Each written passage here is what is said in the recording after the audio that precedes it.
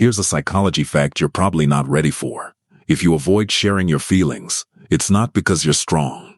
It's because your brain learned that silence feels safer than honesty. Think about it. Have you ever been asked, "Are you okay?" And you answered, "Yeah, I'm fine," even though you clearly weren't. Not because you wanted to lie, but because explaining how you really feel sounded exhausting, or risky, or pointless. That moment right there is what we're talking about. Psychologists call this emotional suppression. And once you understand it, you'll start seeing why you act the way you do in relationships, friendships, and even when you're alone at night replaying conversations in your head. Because avoiding your feelings doesn't just affect what you say, it shapes who you become. But here's where it gets even worse. Most people think they're private, independent, or low drama. They tell themselves, "I just don't like opening up," but psychology says something very different is happening underneath. Here's the uncomfortable truth. People don't avoid sharing their feelings because they don't have any. They avoid sharing them because at some point, sharing didn't feel safe. Maybe when you were younger, you tried to open up and got dismissed. You're overreacting. It's not that serious. Just get over it. Or worse, your feelings were used against you later. So your brain learned a powerful lesson. Talking doesn't help. Silence protects, and your mind is very good at protecting you, even when it hurts you. But here's the part nobody wants to admit. Avoiding your feelings doesn't make them disappear. It just forces them to come out in other ways. Irritation over small things. Sudden emotional shutdowns. Overthinking at 2 a.m.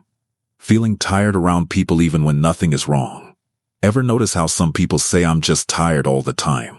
Sometimes that's not physical tiredness. That's emotional exhaustion from carrying too much alone. This happens because your brain is choosing short-term comfort over long-term relief. Sharing feelings feels uncomfortable in the moment. So your mind says, "Let's not do that." But what it doesn't tell you is the cost. Because when you don't express emotions, your body still holds them. Stress hormones stay high. Your nervous system stays alert. You're calm on the outside, tense on the inside. It's like carrying a backpack you never take off. At first it feels normal. Then one day, everything feels heavy and you don't know why.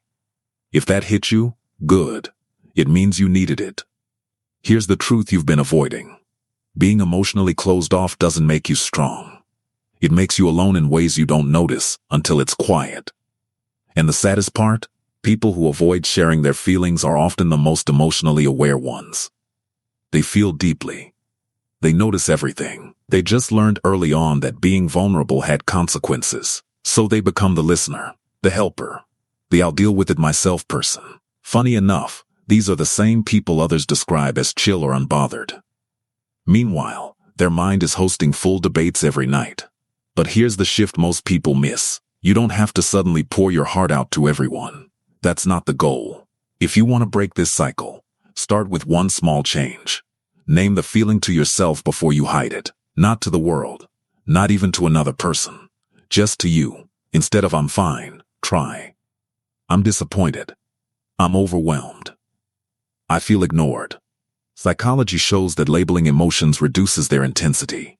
It tells your brain, "I see this. I'm not ignoring it." And once your brain feels acknowledged, it stops screaming for attention. Over time, sharing doesn't feel like danger anymore. It feels like relief. And here's something interesting. The people who slowly learn to share their feelings don't become weaker. They become lighter. They laugh easier, sleep better, and stop feeling like they're carrying life alone. So if you're someone who avoids sharing your feelings, this video isn't judging you. It's explaining you. Your silence wasn't random. It was learned. And anything learned can be unlearned. The real question is this: will you keep protecting yourself in ways that hurt you? Or will you slowly teach your brain that it's finally safe to be honest? If this made you feel seen, you'll want to stay here. We talk about the kind of psychology that explains the parts of you no one ever talks about. Subscribe if you want to understand yourself better, quietly, deeply, and honestly.